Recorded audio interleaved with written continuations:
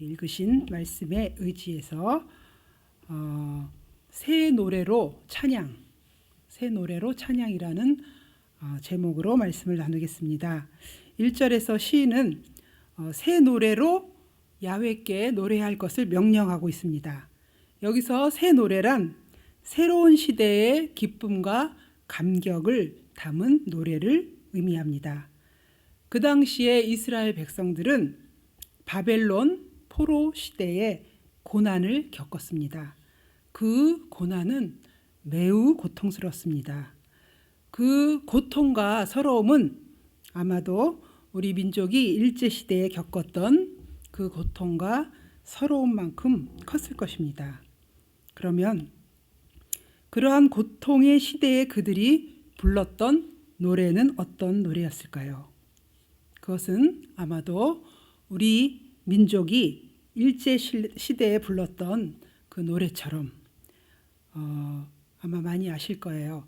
울 밑에선 봉선화야 내 모양이 처량하다 라는 노래처럼 아주 슬픈 노래였을 것입니다. 한숨과 탄식의 소리로 가득한 그러한 절망의 노래였을 것입니다. 그런데 본문에서 시인은 말하고 있습니다. 우리가 어떠한 상황에 있더라도 하나님의 백성이라면 새 노래, 새 희망의 노래를 부르라고 그렇게 말씀하고 있는 것입니다. 그러면 우리는 어떻게 그러한 절망적인 상황에서 새 노래 또 희망의 노래를 부를 수 있을까요? 왜 그럼에도 불구하고 우리가 새 노래, 희망의 노래를 불러야 할까요? 이는 마치 우리가 어려운 상황, 고난의 상황 속에서도 감사를 외치는 것과 같다고 말할 수 있겠습니다. 왜냐하면 우리는 결코 과거와 현재만을 바라보는 것이 아니라 우리가 미래, 소망의 미래를 바라보아야 하기 때문입니다. 그러므로 시인은 과거의 그 현실을, 과거와 또 현실을 초월한 기쁨의 노래를 부르라고 말하고 있는 것입니다. 우리는 지금 어떤 상황에 있습니까? 어떤 마음으로 우리가 예배를 드리고 있습니까? 우리 마음에 무거운 돌덩이가 누르고 있습니까? 우리 마음에 정말 주체할 수 없는 슬픔의 눈물이 흐르고 있습니까? 이 시간 이 무거운 돌덩이를 주님 앞에 내려놓으시기 바랍니다. 우리의 슬픔의 눈물을 주님 앞에 다 쏟아 놓으시기 바랍니다. 그리고 과거와 현재를 이기게 하시는 하나님을 바라보기를 원합니다. 그리고 새로운 노래 또 새 희망의 노래를 부르는 우리 모두가 되기를 소원합니다. 그리할 때 하나님께서 우리의 노래를 들으시고 또 우리의 노래를 받으시고 우리를 회복시키시고 또 치료해 주실 것입니다. 우리 2절 말씀을 제가 읽어보겠습니다. 다시 한번 제가 2절 말씀 읽어보겠습니다. 이스라엘은 자기를 지으신 이로 말미암아 즐거워하며 시온의 주민은 그들의 왕으로 말미암아 즐거워할지어다. 여기서 시인은 모든 성도들에게 하나님께 새 노래로 찬양해야 할 이유를 설명하고 있습니다. 그것은 바로 하나님께서는 우리를 지으신 분이십니다. 하나님께서는 왕이 되시기 때문입니다. 우리의 왕이 되시기 때문입니다. 그래서 주님은 우리의 창조주이시고 만왕의 왕이 되시기 때문입니다. 다윗이 정말 절박한 상황에 있을 때 또 악인들이 자신을 그 다윗을 해치려고 그물을 치고 함정을 파고 다윗이 걸려들기만을 기다리고 있을 때 다윗은 이렇게 고백했습니다. 주는 나의 하나님이십니다. 주는 나의 하나님이십니다. 그가 그 절박하고 위기한 그런 상황에서 제일 먼저 한 말이 주님 살려주십시오 또는 주님 도와주시옵소서가 아니었습니다. 주는 나의 하나님이십니다 라고 고백을 했습니다. 그렇습니다. 창조의 하나님, 능력의 하나님께 그 하나님이 바로 나의 하나님이라는 그러한 고백, 그러한 고백만큼 강력한 기도가 어디 있겠습니까? 다윗의 이 기도는 매우 강력한 기도였습니다. 우리에게도 이처럼 하나님에 대한 분명한 우리 이해와 확신이 필요합니다. 하나님께서 왜 우리의 희망이 되시고 하나님께서 왜 우리의 기쁨이 되시며 우리의 즐거움이 되시는지를 우리가 확실히 안다면 우리는 결코 두려워하지 않을 것입니다. 그러므로 우리는 정말 흔들리지 않는 믿음, 굳건한 믿음을 가져야 합니다. 그래서 우리가 날마다 샘솟는 기쁨, 즐거움으로 이 세상을 살아가야 하겠습니다. 4절 말씀입니다. 제가 읽겠습니다. 야훼께서는 자기 백성을 기뻐하시며 겸손한 자를 구원으로 아름답게 하심이로다. 여기서 겸손한 자의 원어의 뜻은 억압된 자 또는 가난한 자를 말합니다. 그래서 하나님께서는 억압당하고 멸시당하는 자, 그런 하나님의 그 백성을 구원으로 아름답게 하신다고 말씀하고 있습니다. 여기서 말하는 그 억압과 멸시는 하나님 백성이기에 당하는 그러한 억압과 멸시를 말하고 있습니다. 박해를 의미합니다.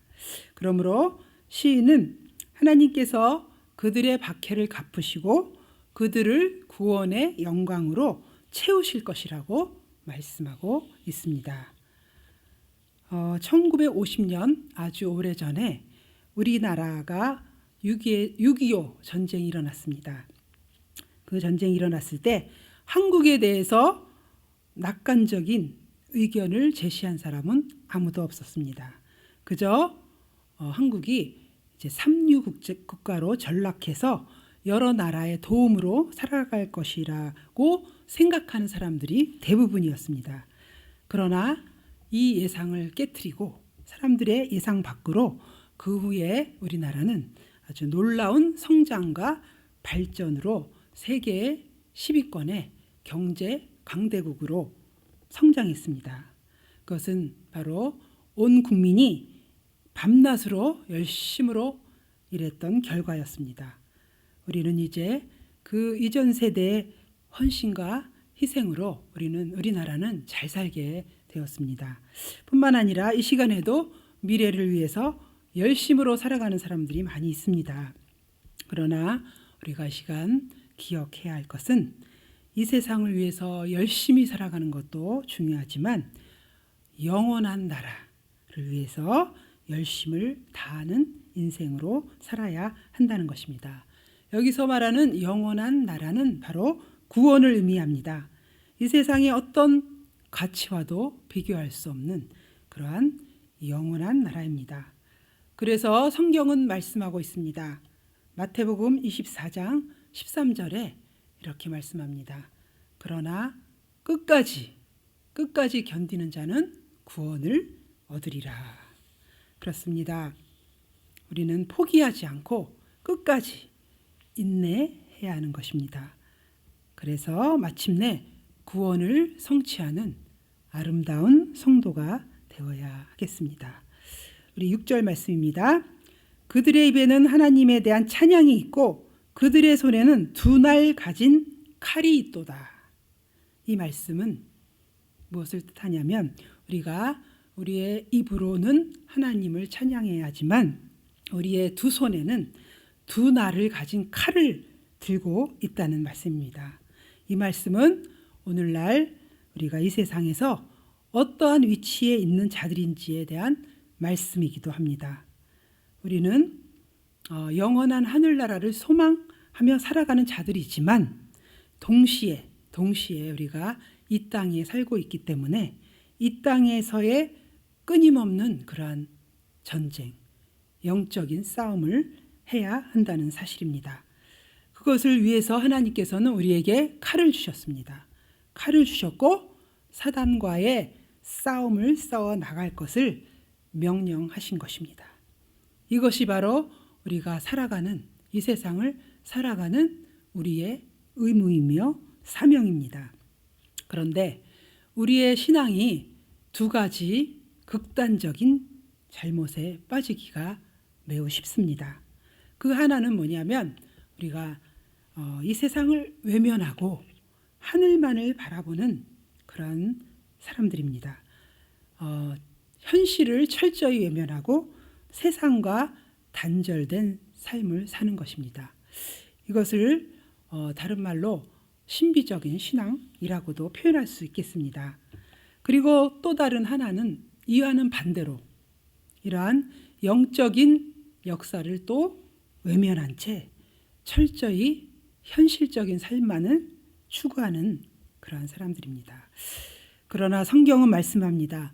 우리의 눈은 하늘을 향해 있지만 우리의 몸은 이 세상에 있기 때문에 이 세상을 외면하지 말고 오히려 우리가 무장하여서 철저히 무장해서 선한 싸움을 싸워 나가야 한다고 말씀하고 있는 것입니다.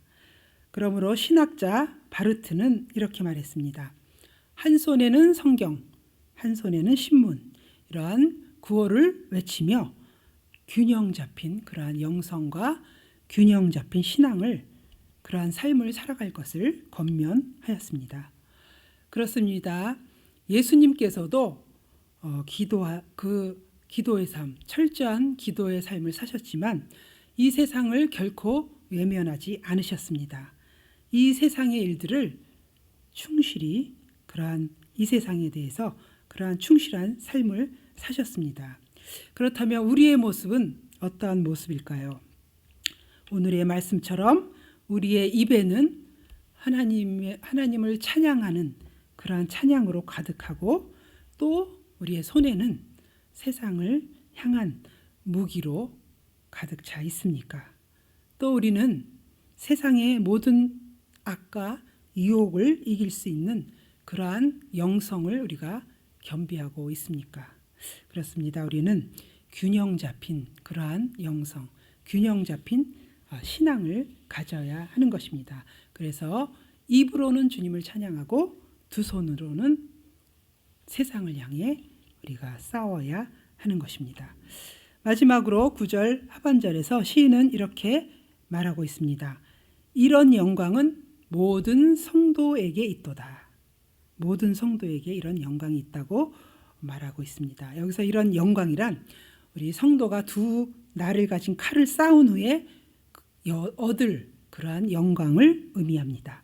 그래서 장차 오실 메시아께서 이 땅을 공의롭게 심판하실 것이며 악인들에게는 영원한 패배를, 의인들에게는 영원한 승리를 이루게 하실 것이라는 말씀입니다. 결국 하나님의 구원을 성취한 성도들이 얻을 영광의 모습을 말씀하고 있습니다. 그리고 이러한 영광 가운데 성도들은 기쁨과 구원의 노래를 부르게 될 것입니다. 그러므로 우리는 이 어렵고 힘든 고난의 시간 또 이 세상을 우리는 인내하며 살아갑니다. 그리고 그럼에도 불구하고 우리가 오늘도 새 노래, 새 희망의 노래를 불러야 합니다. 왜냐하면 우리가 최후에 마침내 우리가 얻을 영광은 매우 크며 그때 우리가 부를 노래는 정말 즐겁고 감격에 찬 구원의 노래가 될 것이기 때문입니다.